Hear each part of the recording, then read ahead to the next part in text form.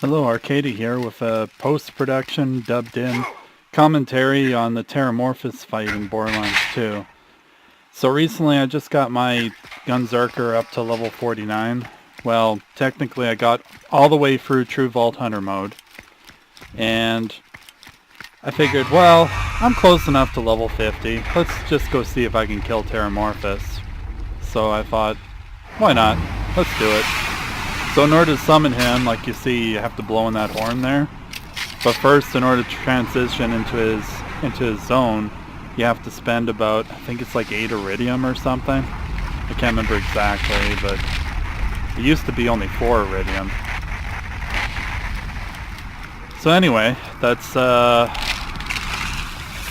here I am running like a coward, trying to get into a good spot.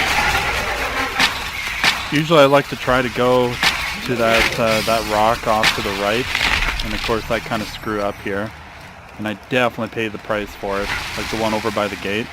So I thought to myself, oh, this should be a good spot. Unfortunately, he pushes me right off the arena, and it's like, yep, there we go. So that's round 1 for him. So that's what, 1-0 for me and 1 for Terramorphous. Sounds about right.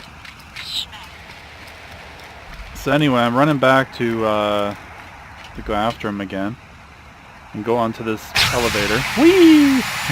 As I always like to say when I use it. And so you have to run across this bridge right here. Unfortunately, there's a fair amount of running just to get back to the fight.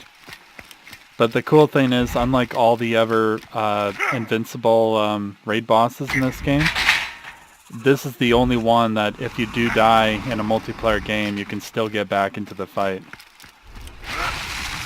The only exceptions, of course, are Vermivorous, which is a random, like you have to help those Varkids spawn all the way up to Vermivorous, and it's random if they actually will or not. And the other exception is Dexiduous, the Invincible, and the Hammerlock DLC. But other than that, everybody else has like some kind of gate that if you die, you have to, you can only really look through the gate and watch your friends die, or watch your friends actually beat them. But if you're playing single player, that's not a problem. It's just much harder to kill them usually. Because these raid bosses are kind of meant for 4 people. But yeah, I've actually soloed every single one on a Gunzerker before. It's just been a little while, and I'm kind of rusty at it. So that's why I'm not doing the best here. I used to be really good, but I'm not really that good. One thing I always hate about this fight though is how it seems to take forever for him to come back up again. And generally, with these tentacles that he spawns, they're kind of your only way of getting a second wind, unless you're in a multiplayer game and you have a buddy to revive you. Which, depending on if, you know, say one of your buddies is a Siren who's got the res skill, they can res you across the map. But otherwise, you have to run right up next to your buddy and hold down the one button to revive them. And when Terramorphous is attacking you like this, it's very dangerous because you could die extremely quickly, even if you're trying to revive your friend. So, but anyway, about the tentacles. Sorry for getting sidetracked there. Kind of the order in which that I try to kill them in, from most dangerous to least dangerous, is the beam tentacles, like you can see here. The fire tentacle, then the rock throwing tentacle, or boulder throwing, or whatever they're called, the ones that throw the big boulders, and then finally the masher and the spike. I usually leave the spike and the mashers alone unless they're like right next to me and they're doing a lot of damage to me. But these beam tentacles alone do an insane amount of damage, and they can kill you really quickly. So I tend to focus on them as soon as they pop up.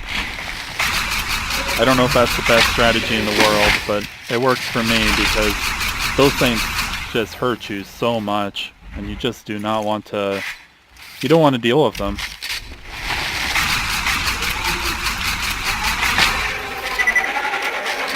So here's a bunch more beam tentacles. And as you can see, as soon as Terramorphous went back down, I started focusing on them, trying to kill them. And then I put my focus back on him. I usually try to keep at least one tentacle up at all times if I can. Sometimes I'm kind of an idiot and I don't do that, and I end up going down from Terramorphous, and then I can't get a second wind because there's no tentacles up. Like those mashers right there, I probably shouldn't have attacked them, but I kind of panicked because they got really close. So I leveled up during the fight and I put one more skill in Yippee-ki-yay, which increases the duration of my Gunzerking ability after I kill something. So it's kind of a nice little thing. So hopefully people can hear this commentary, because I'm still working out the kinks here, so apologies in advance. So here I am thinking, well, should I make a run for the ammo that spawns after you kill a tentacle? And then here is where I started to panic a little bit. I thought, oh great, he's gone into his fiery mode, and when he's in that mode, he takes like, I think it's like 90% less damage or something. So it's pretty much just you trying to survive until he gets out of that, because it's pretty hard to kill him while he's in that, unless you get really lucky with your money shots and so on. Whatever your class has that does a ton of damage. So there's a fire tentacle over there. I shouldn't have been shooting at it. Looking back, I should have just left it alone. So there's a bunch of mashers again. I only kill like one or two just to be able to actually hit him. Yeah, again here I see the mashers and I panic a little bit because they're like right next to me. I probably shouldn't have done that, because I should have left one of them up for a second wind just in case. I don't always think like that though. Of course, I looked up at the health meter and I'm like, ooh, he's getting low. And I'm starting to get all excited here, so that's why I kind of screwed up on leaving those tentacles up. But so far so good, right? And I was also kind of happy here too that he's kind of staying far away from me. So I preferred when he stays far away from me, so I can get more damage in without having to dodge most of his attacks or use Gunzerk just to get. Oh yeah, and of course he goes into fiery mode again, and I'm thinking, oh great.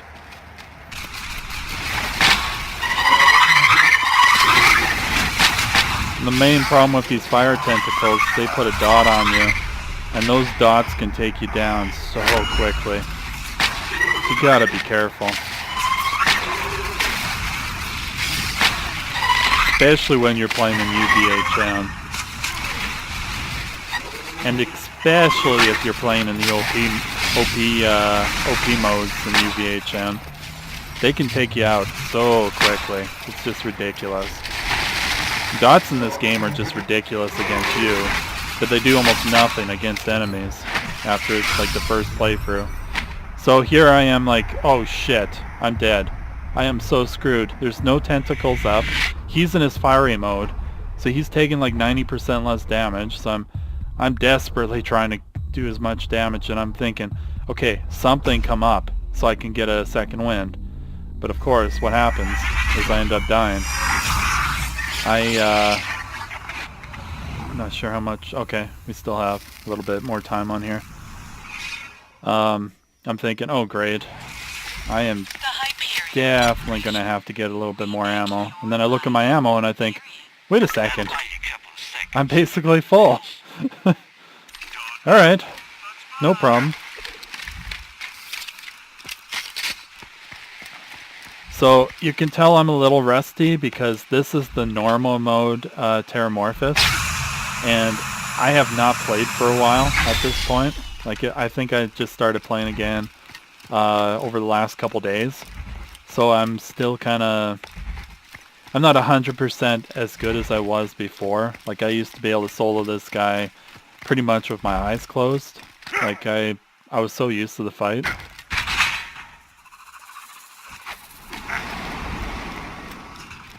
So I'm running back towards the rock here, because this is technically one of the safer spots to hang out. And I know somebody's going to probably make a comment on this, but I know that the bee is good. I know it's really good against this guy with the sandhawk.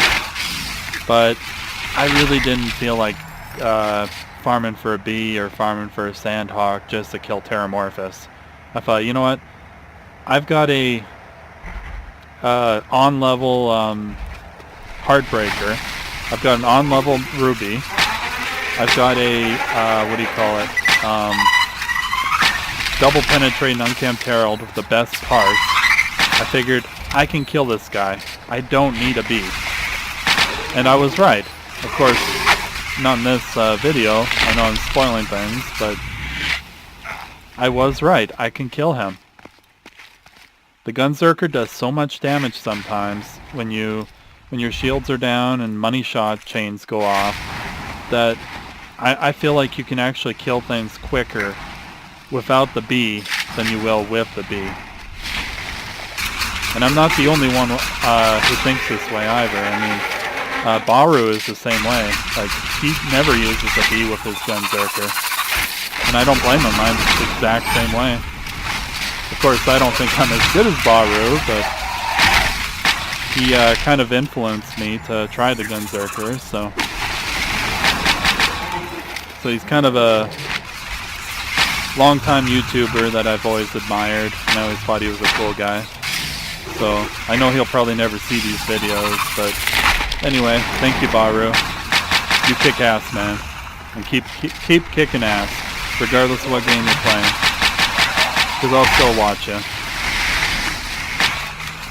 I know that's kind of sucking up to him, but he's awesome. He did a lot for the Borderlands community, like at least video-wise, anyway. So he was kind of my influence to give the Gunzerker a try. But anyway, back to the fight here. So I threw down a fire burst, hoping that between that and my my Ruby, I might be able to get a little bit of healing here before Gunzerker comes back. And that was kinda right.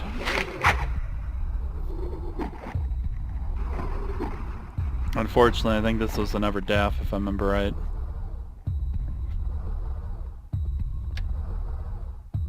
Yeah, we're just about done here. Well, thanks guys, we'll see you for part 2.